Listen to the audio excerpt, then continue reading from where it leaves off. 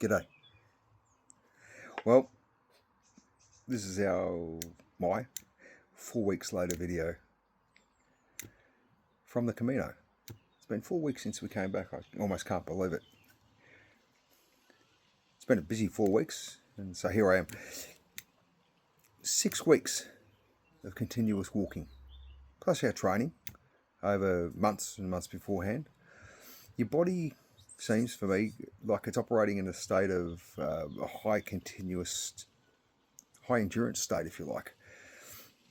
Ivana and I needed to catch up. Our nervous system finally has been given the right signals, if you like, that it's safe to drop its guard and begin to fully relax, so that we now have transitioned from endurance, if you like, to a state of deep recovery.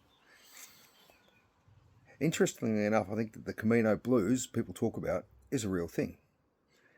Now, not all feel it in the same way, but yet, from those we've spoken to, it's apparent in different ways.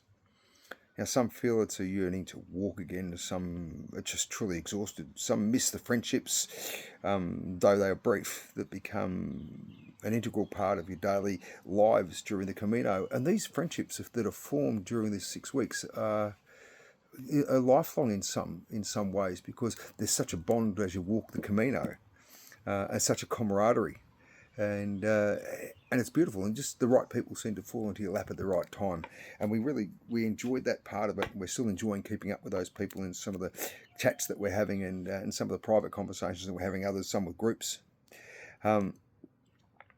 But as I said, some are truly exhausted, and these friendships and reliving it in some ways sort of help us to transition, if you like, back into everyday life. This is a really cool thing, and planning ahead, some are doing it again, and some are still doing it, and it's quite amazing to see the resilience of some of these people, younger and older, it doesn't matter. Some of them people, the answer for this blues just lies in, what would you say, normal, going back to normal life, as it was before, feeling some loss perhaps. Others see it as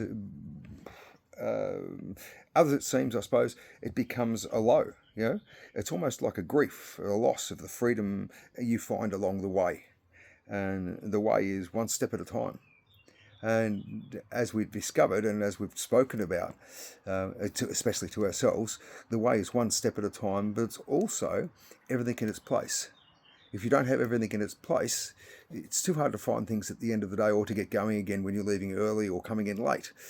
But for us, and me in particular, I suppose, because I could speak for myself, it became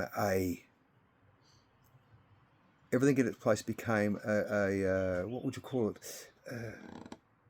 Just time after time, day after day, day after day, I would say everything in its place. And this became something that helped me along the way to put all of the things that are going on in our lives. We're from Australia and Slovenia, and we're sort of in between two worlds at the moment. And I've got children and grandchildren. Ivana's got children in Australia and America, and we've got family in Slovenia. And everything in its place taught us that right now we're in the right place. And it took away a lot of the angst, if you like, not anxiety, but angst about, are we doing the right thing? What's where we are? It's a beautiful time for Ivana to re-establish contact with her family and her friends, and this is really important because she spent so many years away from her family, and we've had brief trips back over the years, as you know, or some of you know, and it's not quite enough, and so now we're sort of settled here in Slovenia for a little while. And that part of it has been very grounding for us, in fact. But with everything in its place, it stops the worry and the anxiety. And I have to say that during the walks, this over and over and over, everything in its place, it was almost became, for me, hypnotic.